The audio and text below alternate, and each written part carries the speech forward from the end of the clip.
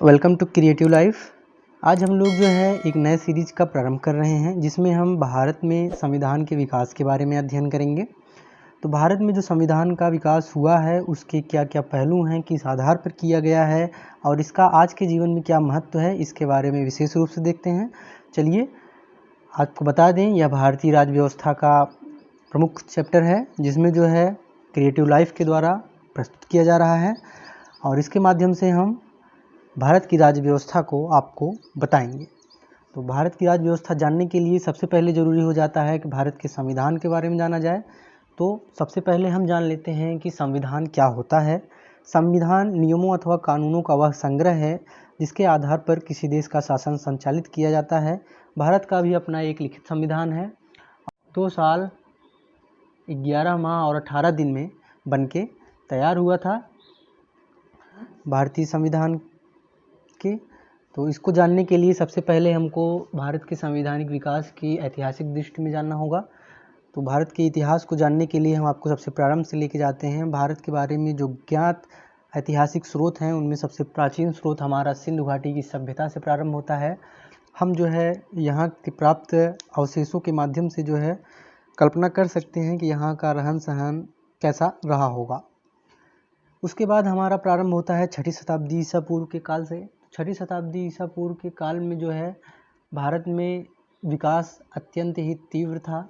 इस समय जो है लोगों ने जंगलों को काट कर खेती करना प्रारंभ किया और वो एक स्थान पर जो है निवास करने लगे। इससे जो है बड़े बड़े नगरों का विकास हुआ और यह विकास का क्रम लगभग मध्यकाल तक चलता रहा। मध्यकाल में जो है भारत के विकास को क्षति पहुंचती है क्योंकि भारत में जो है मध्यकाल में बहुत से पश्चिमी देशों से आक्रमण होते हैं, जिनमें अधिकतर आक्रमण जो है मुस्लिम शासकों के थे, जिन्होंने भारत पर पहले तो जो है भारत को लूटने के लिए जो है आक्रमण किए थे, जिनमें जो है मोहम्मद गोरी और मोहम्मद गजनवी प्रमुख थे। मोहम्मद गजनवी ने जो है भारत पर जो है 17 बार आक्रमण किया और भारत की संपदा को लूटा। उसके बाद वह जो है अपने इराक और ईरान के क्षेत्र में फिर वापस लौट जाता था। लेकिन जब मोहम्मद गोरी आया तो उसने जो है भारत पर शासन करने का सोचा और उसने यहाँ पर जो है गुलाम वंश की नींव डाली। उसके बाद धीरे धीरे यह प्रक्रिया आगे चलती जाती है। लास्ट में आते हैं मुग़ल साम्राज्य के बहादुर शाह जफ़र। तो बहादुर शाह जफ़र के समय में जो है 1857 की क्रांति होती है और उस समय जो है भारत में पूर्ण रूप से जो है ब्रिटिश साम्राज्य का अधिकार हो जाता है।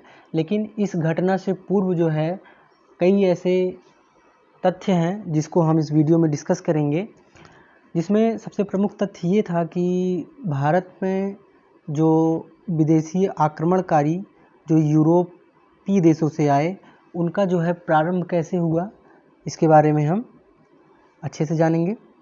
चलिए आगे देखते हैं। तो भारत में जो है विकास, सबसे पहले कंपनियों का शासन प्रारंभ हुआ। भारत में सबसे पहले कंपनियां आईं।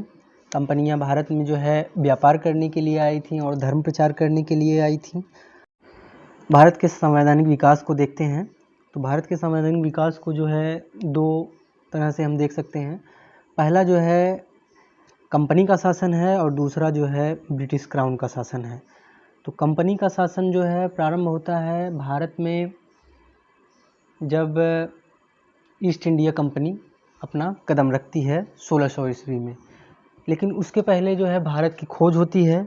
ऐसा नहीं है कि भारत से व्यापार पहले यूरोप के नहीं होते थे, भारत से व्यापार यूरोप के होते थे, लेकिन जो है तब स्थलीय मार्ग के द्वारा होते थे, जो इराक ईरान से होते हुए कुस्तुनतुनिया के माध्यम से यूरोप तक व्यापार होता था।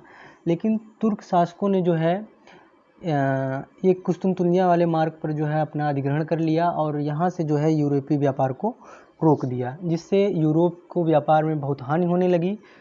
उसके लिए यूरोप से जो है व्यापारिक मार्ग की खोज के लिए सबसे पहले जो है पुर्तगाली नाविक वास्को डी गामा पुर्तगाल से बाहर निकलता है और वह समुद्री मार्ग की खोज करते करते जो है भारत के कालीकट बंदरगाह पर पहुंचता है और भारत की एक नए व्यापारिक मार्ग की खोज करता है। भारत में जो है एक नए व्यापारिक मार्ग की खोज करता है। चलिए देखते हैं। कंपनी का शासन ईस्ट इंडिया कंपनी के द्वारा प्रारंभ हुआ हमारे यहाँ।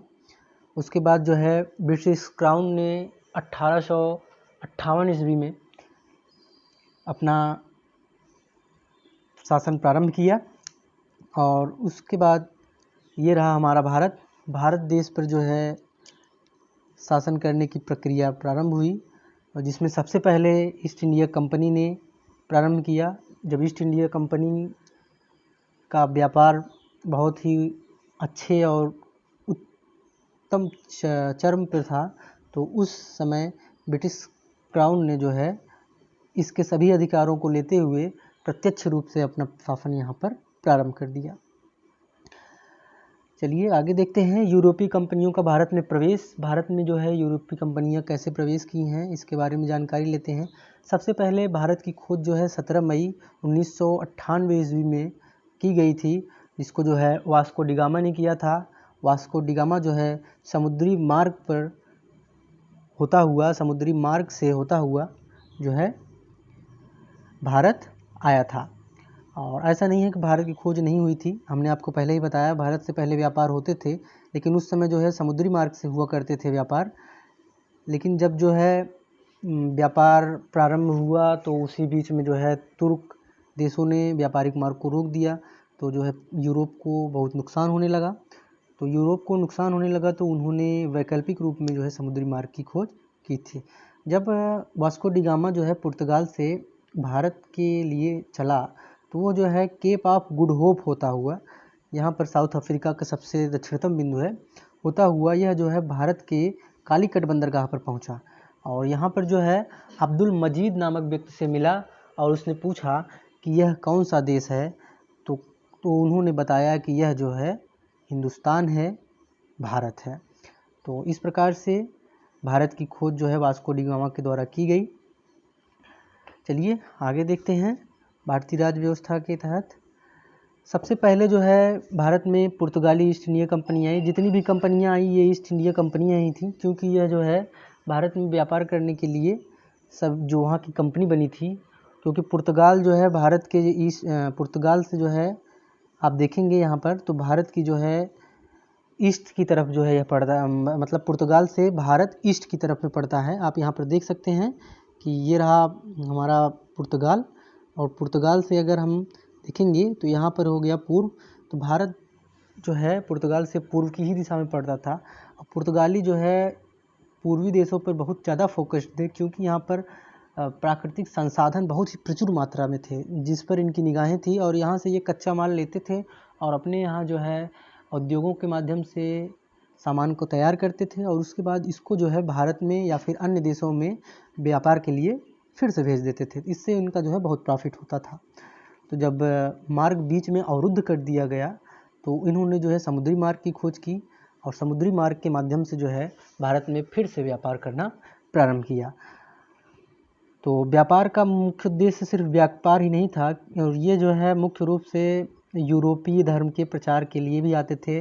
और आप लोग जानते हैं यूरोपीय मुख्य रूप से ईसाई धर्म के थे, तो ईसाई धर्म का प्रचार करना जो है इन लोगों का मुख्य उद्देश्य था और उसी के साथ इनका जो है व्यापार भी होता था। चलिए आगे देखते हैं हम। सबसे पहले पुर्तगाली ईस्ट इंडिया कंपनी आई 1498 ईस्वी में। उसके बाद जो है अंग्रेज आए। अंग्रेज़ों में जो है ईस्ट इंडिया कंपनी, अंग्रेज ईस्ट इंडिया कंपनी थी जो 1600 ईस्वी में आई। उसके बाद डच ईस्ट इंडिया कंपनी आई जो 1602 ईस्वी में आई। ये बहुत इंपॉर्टेंट प्रश्न है, ये अक्सर एग्जाम्स में पूछे जाते हैं। उसके बाद डेनिश ईस्ट इंडिया कंपनी आई जो 1600 ईस्वी में आई, 1616 में। उसके बाद फ्रांसीसी ईस्ट इंडिया कंपनी आई जो 1664 ईस्वी में आई थी। उसके बाद स्वीडिश ईस्ट इंडिया कंपनी आई थी जो 1731 ईस्वी में जो है भारत में व्यापार के लिए आई थी। तो इस प्रकार से ये क्रम आप जरूर याद रखेंगे, यह जो है स्टार्टिंग से फिर लास्ट के क्रम में है। और इन्हीं ईस्ट इंडिया कंपनियों ने व्यापार के माध्यम से यहाँ पर अपना साम्राज्य भी स्थापित करना प्रारंभ किया, जिसमें ये एक दूसरे राजाओं की तरफ से हो जाते थे, जैसे कि ये बांटो और राज करो की नीति अपनाते थे और राजाओं को युद्ध के लिए अग्रसर करते थे। एक कंपनी एक राजा की तरफ हो जाती थी, दूसरी कंपनी दूसरे राजा की तरफ हो जाती थी। ये आपस में ही जो है भारत में बहुत सालों तक लड़े हैं और उसके बाद सबसे मजबूत जो उसमें से कंपनी निकलती है वो निकलती है ईस्ट इंडिया कंपनी, जो भारत में जो है भारत की आज़ादी तक जो है भारत में राज करती है। आगे देखते हैं हम। तो भारत में जो है कंपनी की स्थापना जब प्रशासनिक तौर पे हुई तो उसके लिए प्रमुख जिम्मेदार दो लड़ाइयाँ थीं। एक था प्लासी का युद्ध और दूसरा था बक्सर का युद्ध। प्लासी के युद्ध के बारे में हम जान लेते हैं। यह जो है सप्तवर्षीय युद्ध का एक भाग था, जिसमें जो है अंग्रेज़ों ने कई सारे युद्ध लड़े थे। इसके बारे में हम अलग से विशेष वीडियो बना देंगे। तो इसमें सप्तवर्षीय युद्ध का यह प्रमुख भाग था। जो प्लासी का युद्ध था यह 23 जून 1757 से प्रारंभ हुआ था।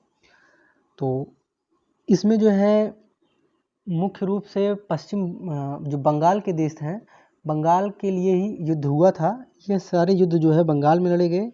जो इसका स्थान था युद्ध का, प्लासी पश्चिम बंगाल था।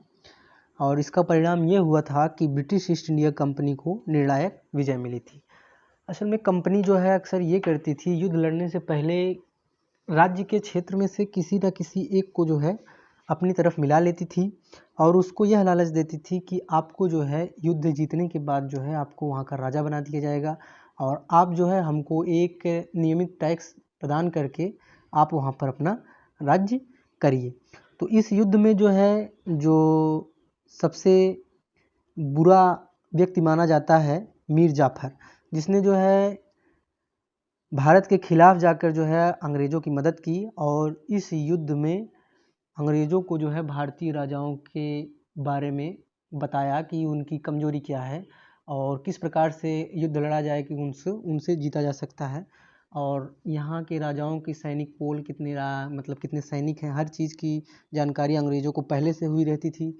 लेकिन भारतीय राजा इस सबसे अज्ञान थे। इसलिए भारतीय राजाओं के पास अत्यधिक सैनिक बल होने के कारण भी वो इन अंग्रेजी जो है व्यापारियों से हार जाते हैं। चलिए आगे देखते हैं इसके बारे में। युद्ध जो है ब्रिटिश ईस्ट इंडिया कंपनी और सिराजुद्दौला के बीच हुआ, जो बंगाल के नवाब थे। और इसमें जो है फ्रेंच ईस्ट इंडिया कंपनी ने जो है सिराजुद्दौला की मदद की थी। और सेना नायक कौन थे? ब्रिटिश ईस्ट इंडिया कंपनी की तरफ से सेना नायक थे कर्नल रॉबर्ट क्लाइव, और जो है बंगाल के नवाब की तरफ से थे मीर जाफर, जो नवाब का कमांडर था, और सिनफ्रे जो फ्रांसीसी सचिव थे। इन दो गुटों के बीच जो है युद्ध हुआ और इसमें परिणाम ये निकलता है कि ब्रिटिश ईस्ट इंडिया कंपनी जीत जाती है और बंगाल पे जो है अंग्रेज़ों का जो है राज्य स्थापित हो जाता है। अब यहाँ पर जो है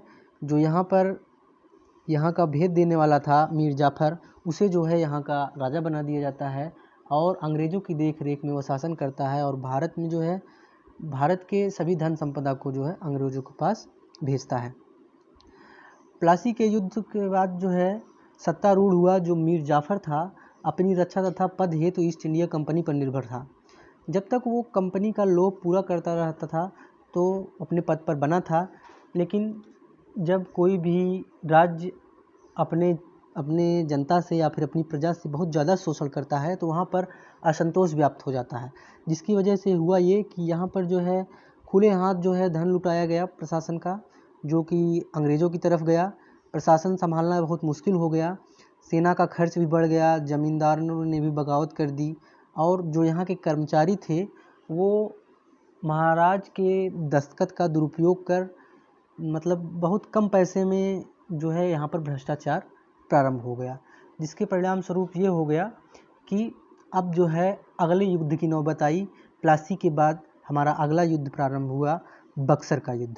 बक्सर का युद्ध इस अंग्रेजी साम्राज्य के स्थापना के लिए प्रमुख युद्ध माना जाता है, क्योंकि इसके बाद जो है अंग्रेज़ों ने भारत में स्थायी रूप से अपना प्रशासन प्रारंभ किया और यह प्रशासन ईस्ट इंडिया कंपनी का प्रशासन था, न कि ब्रिटिश साम्राज्य का प्रशासन था। ब्रिटिश साम्राज्य का प्रशासन जो है 1857 की क्रांति के बाद 1858 में प्रारंभ होता है। चलिए देख लेते हैं प्लासी के युद्ध के बारे में। प्लासी का युद्ध जो है 22-23 अक्टूबर 1764 में हुआ था। इसका स्थान जो है बक्सर के पास है। परिणाम यह हुआ है कि ईस्ट इंडिया कंपनी को जीत मिलती है चलिए इसके गुटों के बारे में जान लेते हैं कि कौन कौन से गुटों के बीच युद्ध हुआ था। अवध के नवाब जो है शुजाउद्दौला थे, बंगाल के नवाब मीर कासिम, और उसके बाद मुग़ल साम्राज्य थे मिर्ज़ा नजफ़ खां, और उसके बाद शाह आलम द्वितीय। ये जो है भारतीय गुट की तरफ से थे जो भारतीय प्रतिनिधित्व में युद्ध लड़ रहे थे, और ब्रिटिश साम्राज्य में था ब्रिटिश ईस्ट इंडिया कंपनी, और इसके जो है सेना नायक थे हेक्टर मुनरो, जिसके द्वारा बक्सर का युद्ध लड़ा गया। और इसमें जो है भारत के अंदर जो बंगाल में नवाब थे वो जो है अंग्रेज़ों के हाथों पराजित हो जाते हैं। उसके बाद जो है भारत में संवैधानिक विकास वो प्रारंभ करना शुरू करते हैं, क्योंकि ब्रिटेन में जो है वहाँ पर एक राजा और राजा के माध्यम से प्रशासन व्यवस्था की जाती थी। तो उसी प्रकार से कंपनी ने भी यहाँ पर अपना प्रभुत्व स्थापित करने के लिए एक सिस्टम बनाने की सोच नीति से कार्य किया। और ये सिस्टम किस प्रकार से कार्य किया आपको बताते हैं। इसमें जो है कंपनी के शासन के अधीन कुछ नियम पारित हुए, जिसके बारे में हम आपको बताते हैं। सबसे पहला नियम था रेगुलेटिंग एक्ट 1773। इसके बारे में हम एक एक एक्ट के बारे में स्पष्ट रूप से बताएंगे। सबसे पहला एक्ट इसी से प्रारंभ होता है, फिर उसके बाद आता है पिट्स इंडिया एक्ट 1784, फिर उसके बाद आता है चार्टर एक्ट 1793, उसके बाद चार्टर एक्ट दूसरा आता है 1813, फिर चार्टर एक्ट तीसरा आता है 1833, फिर चार्टर एक्ट चौथा आता है 1853। इन चार्टर एक्ट्स में जो है विशेष रूप से कानून थे, और इन्हीं कानूनों में संशोधन करके भारतीय संविधान और प्रशासन का निर्माण किया गया है। क्योंकि ये तत्कालीन समय में अंग्रेज़ों के हिसाब से बहुत ही कारगर साबित हुए थे भारतीय प्रशासन को नियंत्रित करने के लिए, और इन्हीं प्रशासनिक नियमों के आधार पर ही भारतीय संविधान का भी निर्माण किया गया है। तो सबसे पहले ये प्रशासनिक तंत्र जो है कंपनी के अधीन बनाए गए थे, और इसके बाद जो 1858-57 की क्रांति के बाद जो कानून बनाए गए थे वो ब्रिटेन की संसद के द्वारा, या फिर आप कह सकते हैं क्राउन के द्वारा जो है, क्योंकि वहाँ का जो प्रशासन देखने वाले होते हैं वो ब्रिटेन के क्राउन होते हैं, उन्हीं के आधार पर जो है पूरे ब्रिटेन का शासन व्यवस्था संचालित किया जाता है। तो ब्रिटेन के क्राउन के द्वारा जो है पहला जो कानून पारित किया गया था 1858 का भारत शासन अधिनियम, और उसके बाद 1861 का भारत परिषद अधिनियम, फिर 1892 का भारत परिषद अधिनियम, फिर 1909 का भारत परिषद अधिनियम, फिर 1919 का भारत शासन अधिनियम, और 1935 का भारत शासन अधिनियम। 1935 का ये भारत शासन अधिनियम बहुत ही इम्पोर्टेंट है, क्योंकि इसके जो है लगभग 60 से 70% जो पार्ट्स हैं हूबहू इसी आधार पर जो है भारतीय संविधान में ले लिए गए हैं, जो कि उस समय बहुत ही सक्षम थे प्रशासनिक कंट्रोल के लिए। और उसके बाद 1947 का भारतीय स्वतंत्रता अधिनियम पारित किया गया, जिसके बाद भारत में संपूर्ण रूप से कानून व्यवस्था की स्थापना हुई। तो ये रहा हमारा आज का वीडियो। मिलते हैं आपसे नेक्स्ट वीडियो में, जिसमें हम चर्चा करेंगे भारतीय शासन के तहत कंपनी ने जो शासन पारित किया था वो रेगुलेटिंग एक्ट 1773। इसके बारे में हम आपको नेक्स्ट वीडियो में डिस्कस करेंगे। तब तक के लिए गुड बाय।